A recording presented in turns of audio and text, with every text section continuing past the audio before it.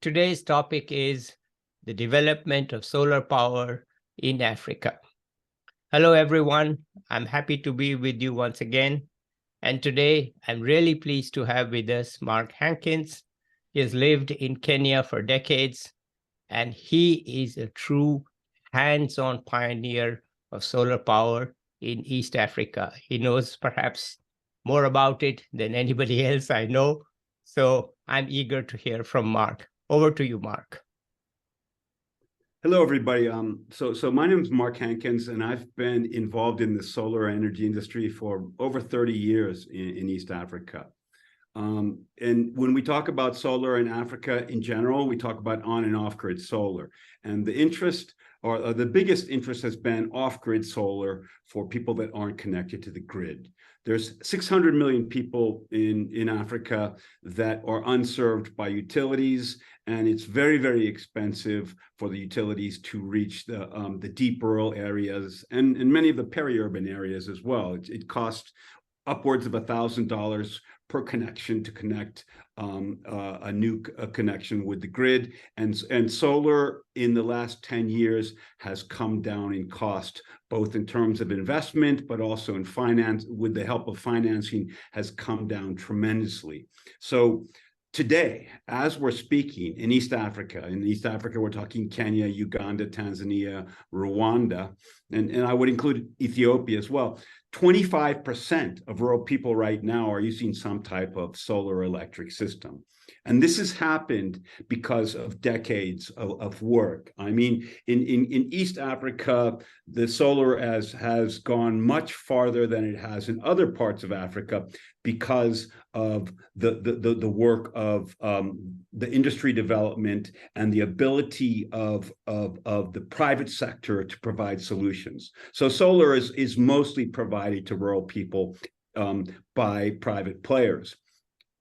It is billions of dollars have been invested in solar electric companies in the last 10 years. We have companies like Mkopa, Bbox, Sun King, and these are $100 million companies that are now serving millions of customers. And the way that they serve their customers right now is they have a product in a box, and it's typically a 50 to 100 watt, sometimes as small as 20 watt solar panel with a lithium ion battery.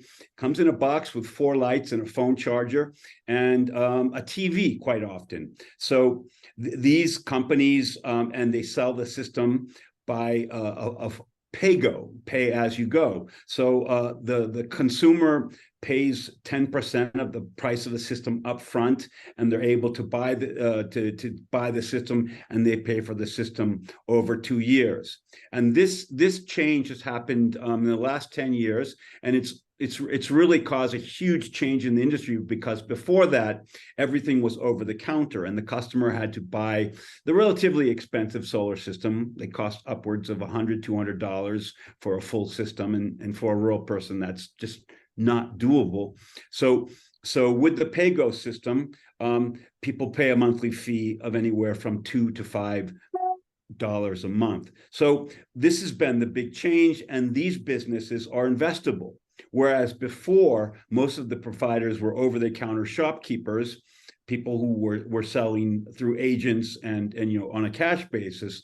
Now that you have investable business models where investors have invested in the companies, and the companies can raise hundreds of millions of dollars. For example, Sun King recently raised $250 million so that they could improve their product and expand their sales base all over Africa.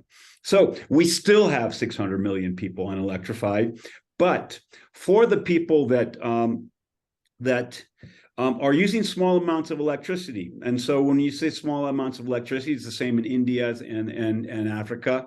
People who just need lights, cell phones are a driver for the industry, and TVs, and increasingly Wi-Fi and laptops. People who need these types of things, it's often cheaper upfront for them to invest in a small solar system through these new companies. Wonderful, yeah. Mark. So what you're saying is that the technology issues were settled some time ago, right? We knew that solar panels work. We had parts that we know work, but the finance was the issue. If you had to pay cash, you couldn't afford it. If you could take a loan against for it and then pay for it in terms of a monthly installment, bingo, you can have power. And the companies are so normal companies, nothing solar about them. They're just companies that lend money and sell a product, and they can raise money all over the world for it. And that's how off-grid solar, that's what you're talking about, that people who live in the villages, they can have solar rooftop because it's just a system in a box and somebody can go in there and install it very easily. Is that what I'm hearing from you? Well, I would divide it into two categories in Okay. general for the off-grid solar. The first is the small systems, the PAYGO.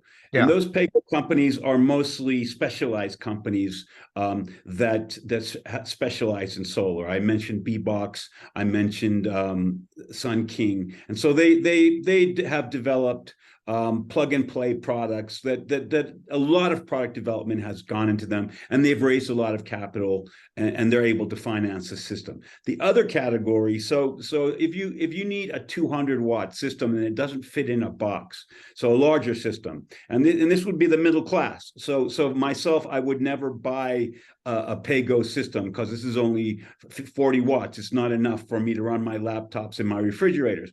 For the larger systems, this is still supplied all over Africa by what we call component-based systems. And that's where you go to a hardware store or an electrical component store, and somebody sitting at the counter or will say, okay, you need 4 panels, you need this many batteries, and you need this many charge controllers, and then they wire the house. So that type of system is also very important all over Africa.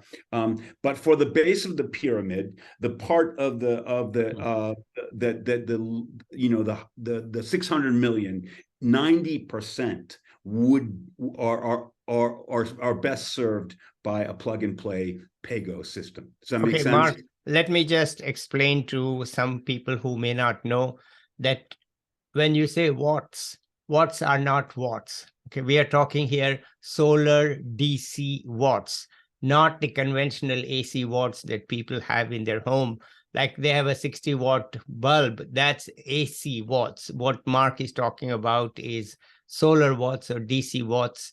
And the comparison is not possible, except I will say that you need much fewer DC watts because you are using very efficient DC appliances. So even a 50-watt system installed in your home can give you quite a bit of electricity that meets the needs of the rural people. So just for the viewers who may not know, watts are not watts. You're talking about solar watts or you're talking about AC watts. Is that right, Mark?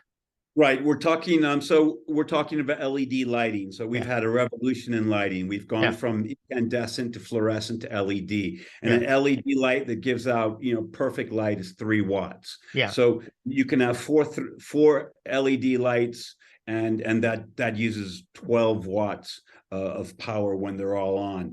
Phone charging uses 5 watts for a cell phone, and the efficient TVs that many people are using are 20 watts. So a 50-watt solar system for the base of the pyramid population and for their consumptive needs, because we aren't talking productive needs, for their consumptive needs, it's quite adequate, and it moves them. I think the what's really moving the market forward today is the cell phone. People want to be connected. Mcopa, which was the largest company in East Africa doing solar, is now not even selling solar. They're selling cell phones.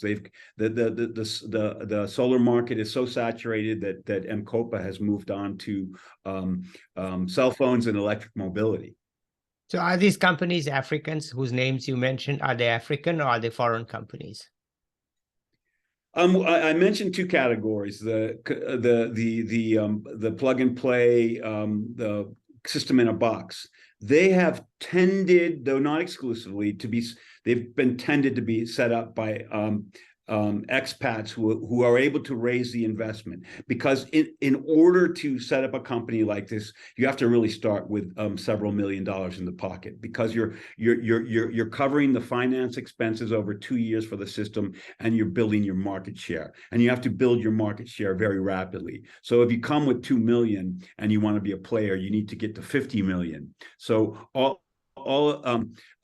major complaint within the sector is that 10 companies have received 80% of the investment money. So we're really talking about a few unicorns. And on the second category, the component-based system, this is more like a hardware store. It's more like you go into the I don't know what in the States with a hardware store, and you buy the pieces. Okay. And those, a lot more locals are managing that part of the business. So it's not to say that only these expat companies are the only companies. I think there are quite a few of the local dealers that are benefiting from the industry.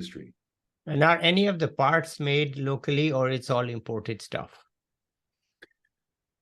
Yeah, so when the Kenya market started, it was based on locally made lead acid batteries. We've moved on mostly to lithium ion batteries now, but when the market started in the 80s and 90s, it was 100% locally manufactured batteries. Kenya had a startup solar module producer. It was producing smaller solar cell modules. I don't think it's been as successful because it's just very difficult to compete with China. Most of the equipment is coming out of China. And in fact, Sun King, everything is boxed in China. Okay. So all right, I get it. So having said that, it's a service industry.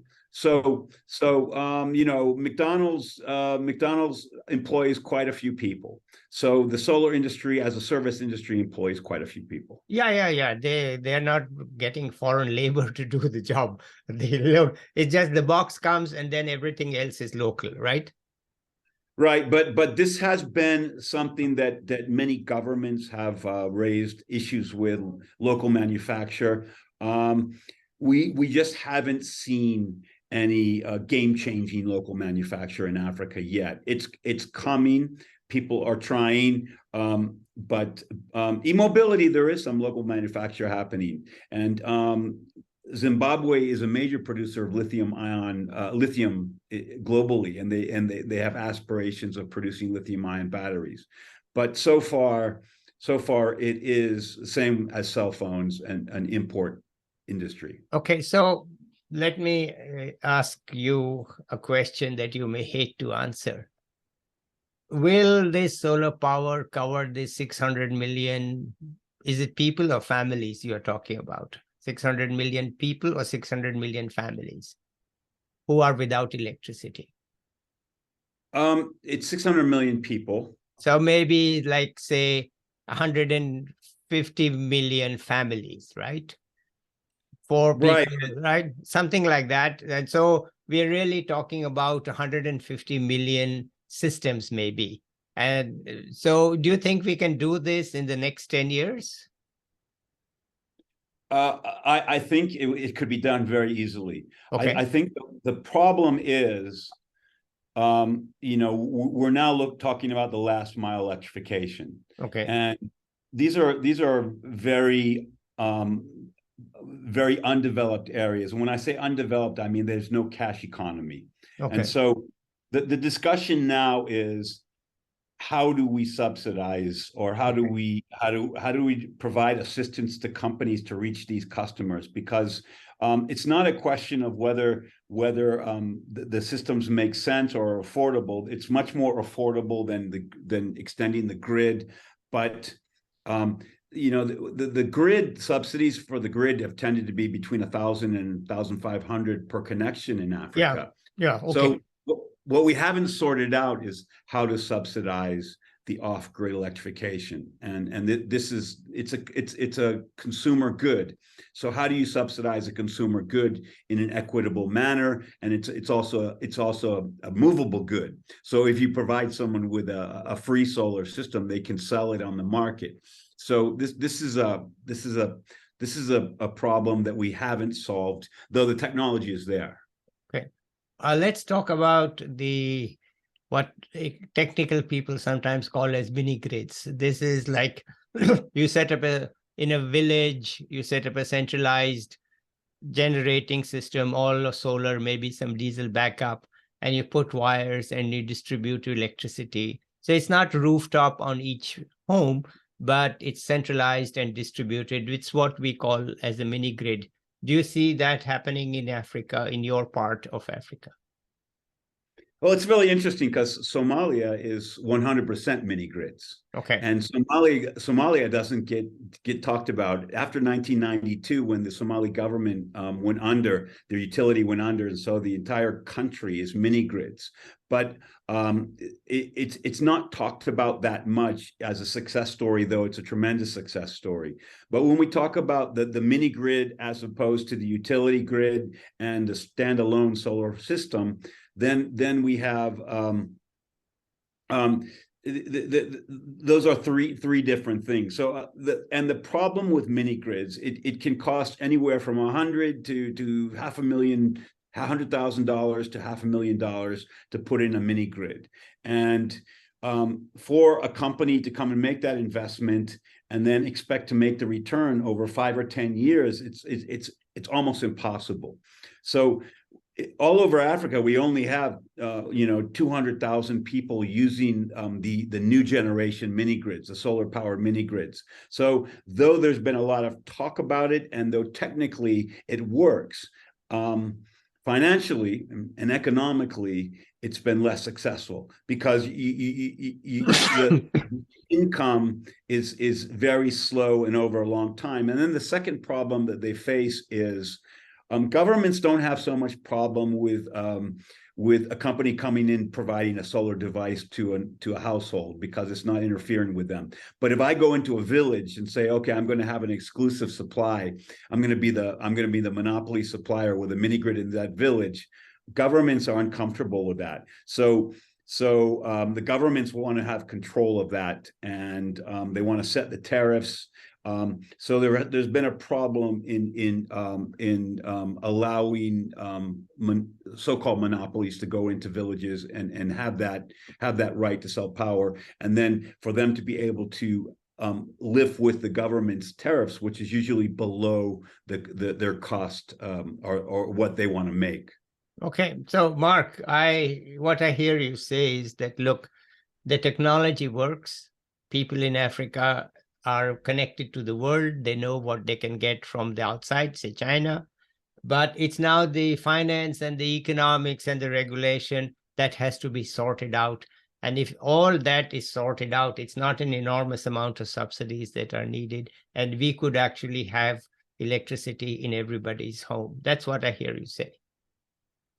That's right. Well, we would have never thought about it 40 years ago when we got started. Okay, hang on, Mark. Now let's go back to why were you into solar when you were? You are such a pioneer. I have so much respect for your efforts as a lone ranger, so to speak, talking about these things way before I had even heard of them. So let's hear from you how you got started, what motivated you, and what is, in your view, your greatest achievement? Well, when I came as a teacher in a remote school. The school had no electricity, and I was convinced. When was that, Mark? Which year? Let's date it. That was 1983. Yeah, okay, so it shows how old you are. Yeah, so I was a science teacher, and I was convinced by another American, Harold Burris, who was a real pioneer, that he could light up the school, and so he did.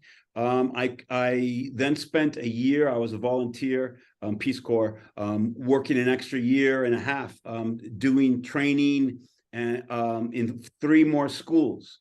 And the interesting thing was we trained 15 technicians, and I wrote this book became was from the training course that we that we carried out. And we took the 15 technicians to Nairobi. We showed them where they could buy the batteries, where they could buy the panels, where they could buy the DC 12-volt TVs, which were really in demand. And the headmasters of all 4 of the schools bought a solar system, one solar panel, 1 car battery, 1 DC TV for their house. When I came back in 1990 doing my master's thesis, I wanted to see what had happened to the schools. What the schools, 3 of them had been connected to the grid, and they wouldn't be called a success. But the technicians had installed hundreds of systems. And I ended up with my thesis walking around in the hills of Meru on the east side of Mount Kenya, and going and seeing one system after another, 1 panel, 1 battery, and seeing what these technicians had done. And it was of income for them. So they had made $1 million in 5 years, 15 technicians, which is quite it's a lot of in a poor country like Kenya. So that's quite a big cash outlay. So I took my master's thesis back to Washington, D.C., where I'm from. And I started talking to people at the World Bank, and the World Bank and others got excited by the story.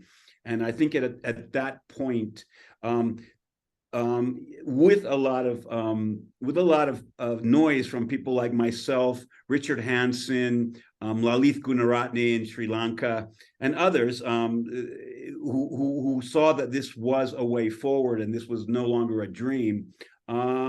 We got first the World Bank, the UN, some of the donor agencies, and then eventually governments to embrace this. So for me, the greatest thing is seeing how many people are in the industry, because in the beginning, it was when you're early stage pioneer, you don't make money. No, you don't. But you have the vision and you say, this can really happen. And so for me, the success is that we were right. Yeah, you were right. There's no question, Mark. You were right. I mean, I'm glad that you did what you did, and you were able to catalyze a lot of economic progress in East Africa. Okay. Any final words you have to say for our viewers? No, I think we have a long way to go. There's a lot more. There's a lot more solar work to do in Africa. I'd say that the big challenge now is the on-grid work. We've solved a lot of the off-grid, and now getting solar onto the grid and mobility and productive use. These are the things we're thinking about now. So, okay, could you explain this term, productive use? Could you explain what it means? Well, so a solar pay-go system is what we would say consumptive use, because it's just a TV and lights and household use. But now we want people, that's not helping people generate incomes. So now a lot of the focus is in how can we help people generate incomes from when they have electricity. And so solar systems can help do that, as the grid can do that, and mini grids can do that. So, but a lot of the thinking now is how can we stimulate income generation through the use of electricity, and especially solar electricity. And so this is one of the things that I'm still involved in. I'm not retired. I'm very active in the sector. And thank you for not retiring, because I think we need people like you to do the work over there. And you live there, right? Permanently. It's not like you visit. You have a home there and you live there, right? Yeah, no, I'm married here. I live here, and my other big success is planting 1,000 trees on my 10 acres of outside Nairobi. So being green and keeping up the green ideas is another thing that I'm really would call my success. Okay, thank you, Mark. Let's say bye to the viewers. Bye-bye. Next time I'll have another distinguished speaker with us, but I'm really glad that Mark has given us this very inspiring and pioneering and optimistic message about solar power in Africa. Okay, bye for now.